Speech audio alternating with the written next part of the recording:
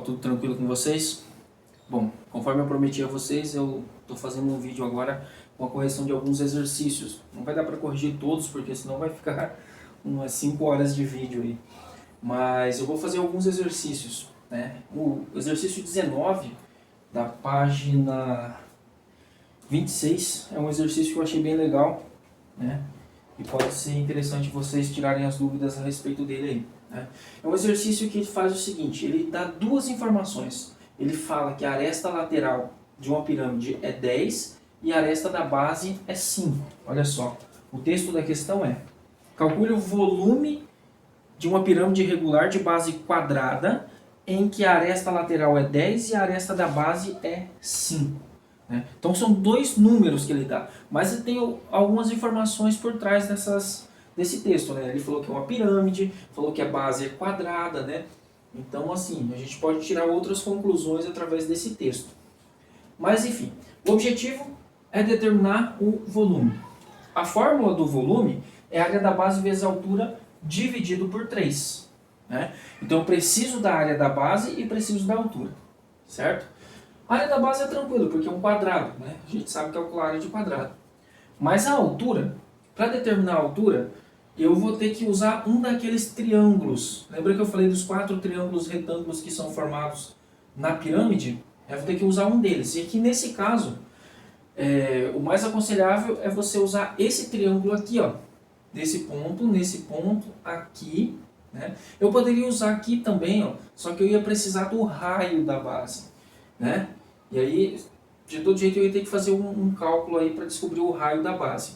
E esse raio, ele ia depender de raiz de 2, ia dar uns valores um pouquinho mais estranhos. Eu tentei fugir deles, na verdade, mas eu acho que não resolveu muito.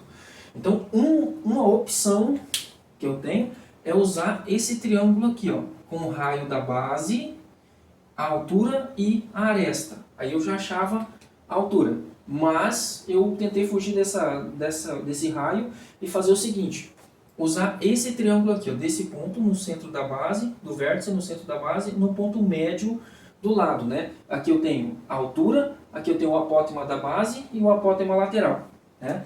A altura ao quadrado mais a apótema da base ao quadrado é igual o apótema da pirâmide ao quadrado.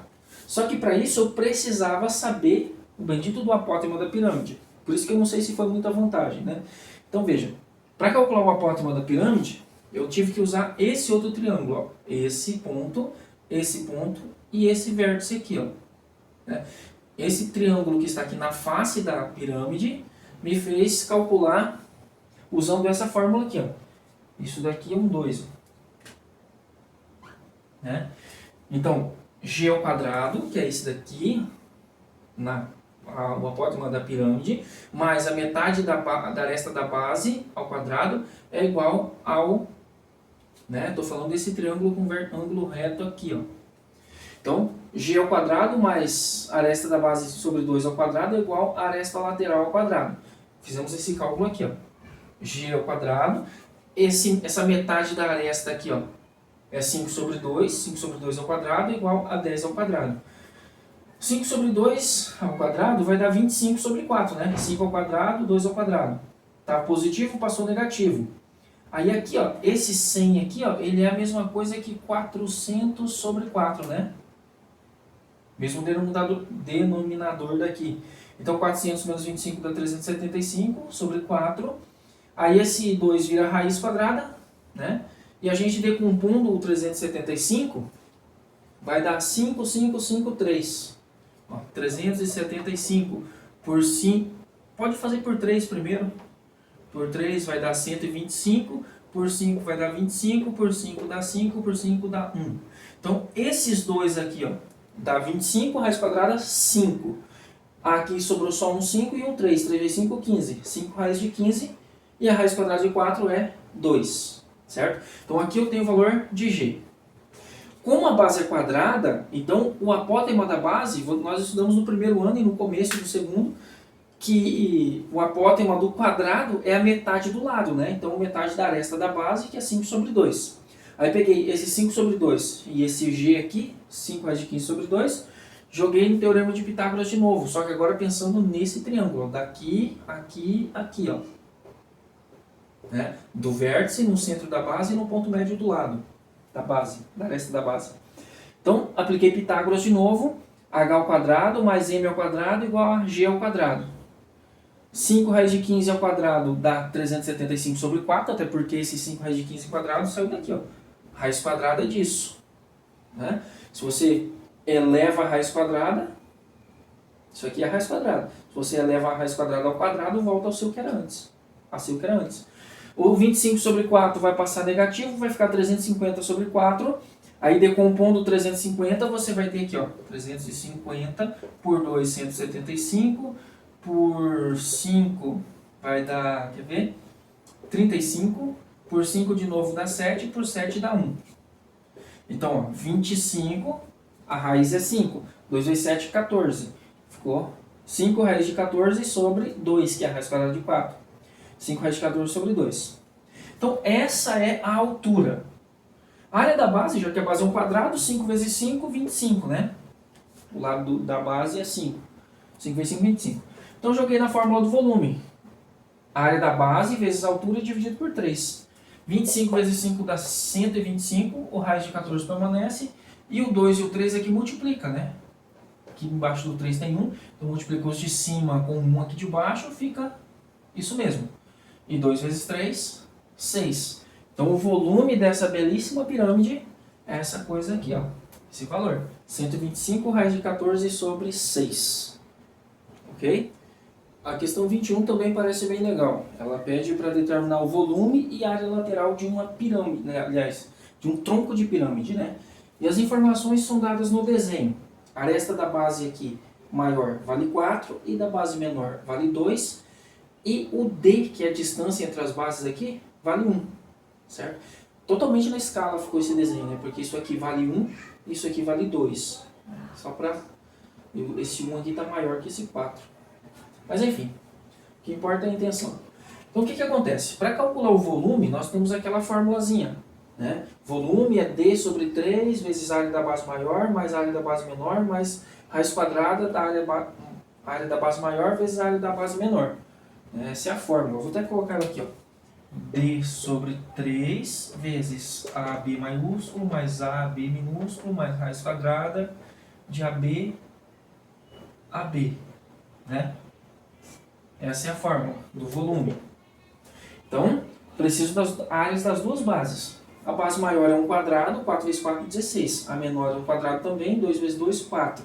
Então, a base maior é 16, a menor é 4.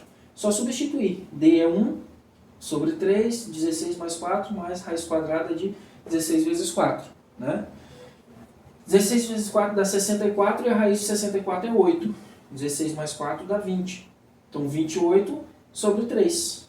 Esse é o volume. Né? Para calcular a área lateral, nós temos essa relação aqui. Ó. Como são 4 lados, né, que esse tronco tem, são 4 trapézios. Coloquei aqui 4 áreas do trapézio. Só que para calcular a área do trapézio, eu preciso da base maior, da base menor e da altura dele, não da altura do tronco, da altura do trapézio, que a gente chama de G. Né? Eu mencionei na última aula que esse G pode ser calculado por uma fórmula que é essa daqui, ó. G ao quadrado é igual. Na verdade eu falei quando eu estava falando. Quando eu estava trabalhando o tronco de cone. Né? Tronco de cone. G ao quadrado é igual. Mas a ideia aqui é a mesma. É igual a o M. Vou colocar assim, M maiúsculo, né? M maiúsculo ao quadrado mais menos o M minúsculo, na verdade, ao quadrado mais D ao quadrado. Por quê? Porque aqui, ó, nós temos um apótema da base menor, um apótema da base maior.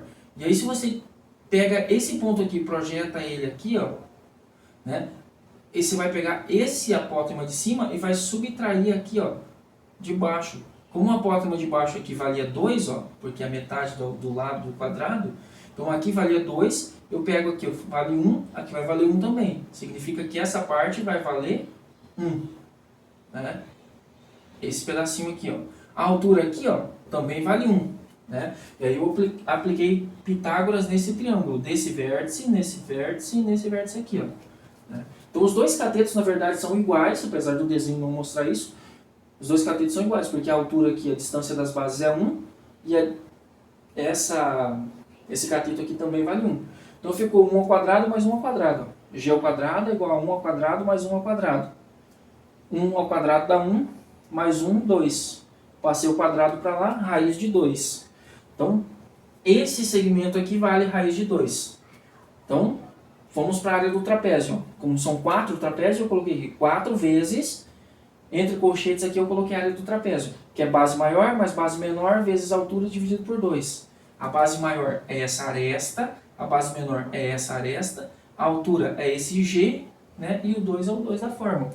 Né? 4 mais 2, 6, vezes raiz de 2 dá 6 raiz de 2. 6 dividido por 2 dá 3, 3 vezes 4, 12. 12 raiz de 2. Essa então é a área lateral deste tronco, certo? Outras questões que são muito interessantes também, pessoal, são as questões 4 e 6 da página 37, tá? A questão 4 ela diz o seguinte: uma empresa produz perfumes e vende embalagens cilíndricas, mais ou menos desse tipo aqui, né? Ela tem 5 de diâmetro e 8 de altura. Aí ele fala o seguinte, que cada ml do produto custa R$1 e o frasco custa R$5. E o preço de venda ao consumidor é R$200. Ele quer saber qual é o lucro obtido na venda de um frasco desse perfume. Ora, o lucro é o preço de custo menos o valor que você vende, né? O valor de venda. Ou, na verdade, o contrário. Né? O valor de venda menos o preço de custo. Então, para saber o preço de custo, eu tenho que saber o volume e juntar esse volume com o preço do frasco. O volume do cilindro é πr² vezes h. Π é 3,14, o raio é 2,5, já que o diâmetro é 5, né? O raio é metade do diâmetro, ao quadrado vezes 8. Fazendo essa multiplicação, você vai ver que dá aproximadamente 157 centímetros cúbicos. Só que o centímetro cúbico é a mesma coisa que o ml, né? 1 centímetro cúbico equivale a 1 ml. Então são 157 ml.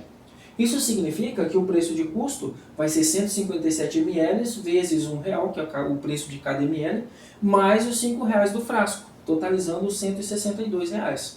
Então, o preço de custo de um frasco de perfume é R$162. Como ele vende a 200, 200 menos 162 dá 38 pila de lucro, certo?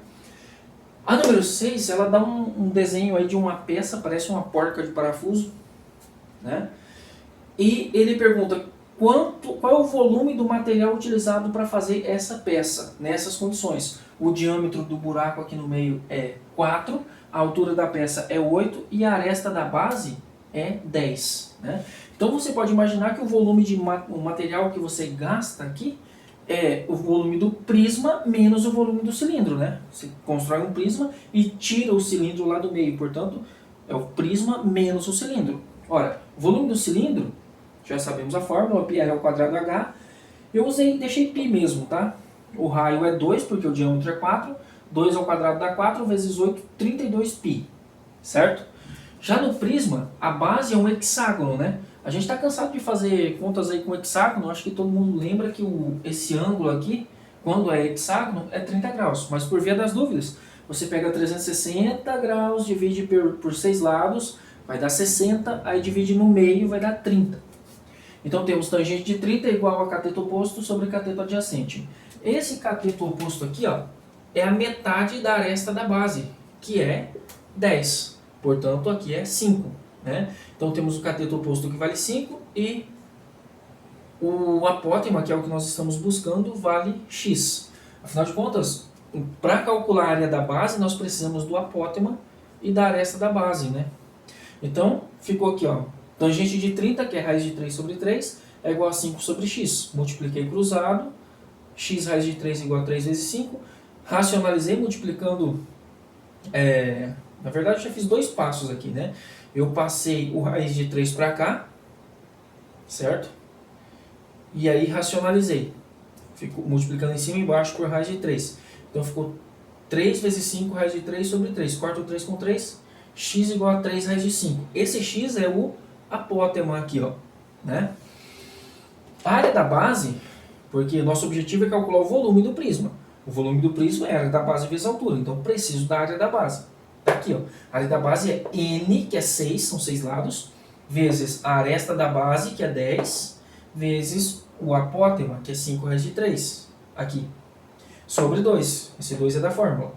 Aí 6 vezes 10 dá 60, vezes 5 dá 300, dividido por 2, 150 raiz de 3. Volume, área da base vezes a altura. A área da base é 150 raiz de 3, a altura é 8. 150 vezes 8 dá 1.200. 1.200 raiz de 3. Esse é o volume do prisma, certo? Como eu falei no início, o volume da peça é o prisma menos o cilindro. O volume da peça é 1.200 raiz de 3 menos 32π. Se você quiser um valor mais exato, assim, na verdade mais aproximado, né? Basta substituir o raiz de 3 por 1,73, 72, 73, por aí, e o π por 3,14. Aí você multiplica e subtrai. Você vai ter um número decimal aproximado. Mas eu sou uma pessoa muito bondosa e eu acho que isso aqui já está passando de bom, né? Olha que número muito bonitinho. Então é isso, pessoal. Eu fiz aí um exercício de cada um dos itens que nós estudamos até a aula atrasada, né? O que eu passei para essa segunda-feira, vou deixar para postar depois. E qualquer dúvida, vocês podem tirar aí pelos meios tradicionais de tempos de pandemia.